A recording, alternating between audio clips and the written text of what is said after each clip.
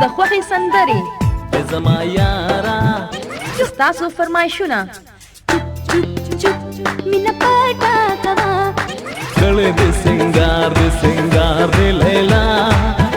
دا چې د ګل پرنګ حسینا یما دا چې سپوږمۍ په شانت سپینا یما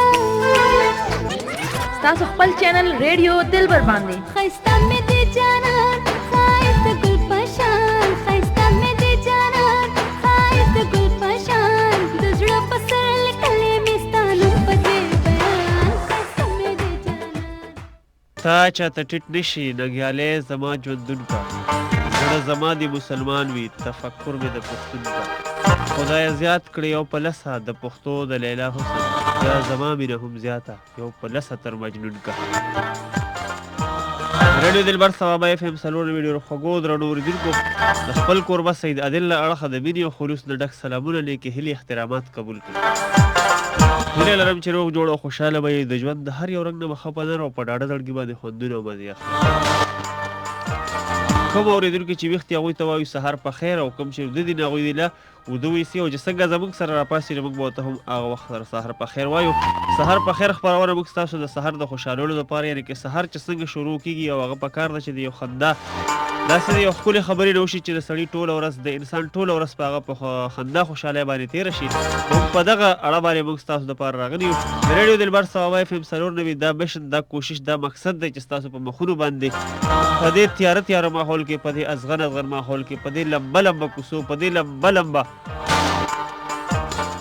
اور کې هغوی ستاسو دپاره د خوشحالو د خادو داسې یو موقع جوړه کړي چې هغه ستاسو په مخونو باندې خنداګانې راولي قدرمنو اورېدونکو ټیک زموږ او ستاسو ملګرتیا به وي ټیک تر 12 بجو پورې تر هغه وخته پورې که تاسو زموږ سره تماس نیول غواړئ نو د ګرځنده په کرښه هم راتلی شئ د اس ام اس په کرښه باندې هم راتلی شئ د اس ام اس کرښه چې کوم ده خو تاسو ته پته هم ده خو خیر بهرحال بیا ته هم در یادومه چې وبلیکئ آر ډي اس نه پس په لږ شان معمولي غوندې خالي ځای پرېږدئ د هغې نه پس په خپل نوم ولیکئ خپل د کلي نوم به ولیکئ خپل پیغام به ولیکئ د سهار په خیر سره چې ستاسو څه ښکلې غوندې خبره در سره وي هغه به ولیکئ او موږ ته به یې راواستوئ په 2 اتیا باندې یعنې په راسنډ به کې موږ ته په 2 اتیا یعنې په 8282 باندې به موږ ته راډالۍ کوئ او که نه تاسو زموږ سره نیغ په نیغه خبرې کول غواړئ ستاسو سره څه داسې ښکلې غوندې خبره وي چې هغه وخت سره زموږ کوم اورېدونکي راویښ شوي وي او ځان ته یې ریډیو لګولی وي او په کار او د هغوی په مخونو باندې تاسو هم خندا راوستل غواړئ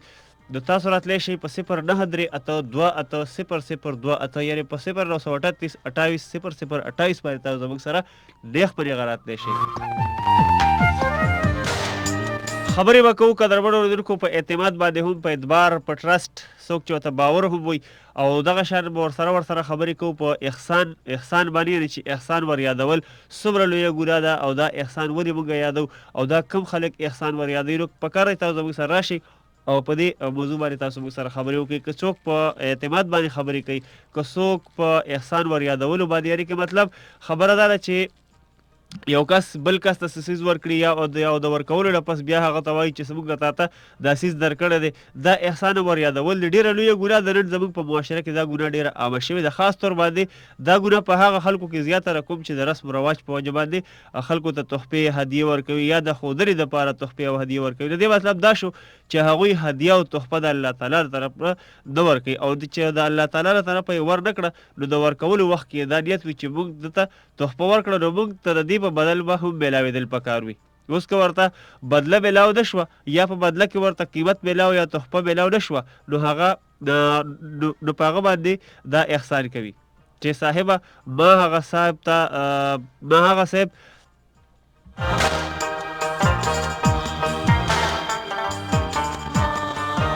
او دا ده کې ماته د مولا نصرالدین د کوټ یو کیسه را یاده شوه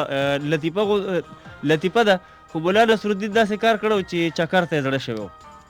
زړه شوی و نو بل ملګری ورسره راغی ورته وی چې مولا صاحب ورته وی چې راځئ چې ځو چکر به ولګو داسې بازار پورې به لاړ شو چکر مکر به ولګو هغه ورته ټیک ته ځه چې ځو خو هغه ملګري ورته وی چېرې مولا صاحب زما خو هم چکر تړه کېږي خو زما دا کوټي چې کومه ده دا ډېره څښا ده هغه ورته وی چې دا څه خبره زما کوټي شته که نه هغه به واچې راځئ چې ځو مولا صاحب ورسره روان شو کوټي واچوله دغه بل ملګري کوټي واچوله مولا نصرالدین ورسره دغه شان روان دی چې سمنځه پورې لاړل یو ملګری والا مخې له ورغی ملګري ورته وی چې مولا صاحب څنګه حالوال دی دوا سلام وشي وایي چې ملا صاحب څه چای وبه هغه ورته وایي چې یوسف نه یاره ملا صاحب تاسو خو مې وپېژندئ خو دا بل ملګری وایي دا ملګری چې کوم دی نو دا پلانکی دی د پلانکي زوی دی او ده چې دا کومه کوټې اغوستې ده نو دا زما خپله ده وایي دا زما ده هغه ورته وایي ښه چې نه غوندې مخکې تللی دی هغه بل ملګری پناه شوی دی دی ورته د مېلمه ورته وایي دی ملا نصرالدین ته چې ملا صاحب داسې مه وایه چې دا کوټې زما ده بس دا خو ما اغوستې ده دې وخت کې دا زما ده که نه بس ټیک ده داسې لږ به فاصله مخکې تللی دی ملا نصرالدین خو ډېر مشهور سړی او بل ملګری ورسره میلاو شوی دی ملا صاحب تاسو خو مې وپېژندئ خو دا بل ملګری هغه ورته وایي چې ملا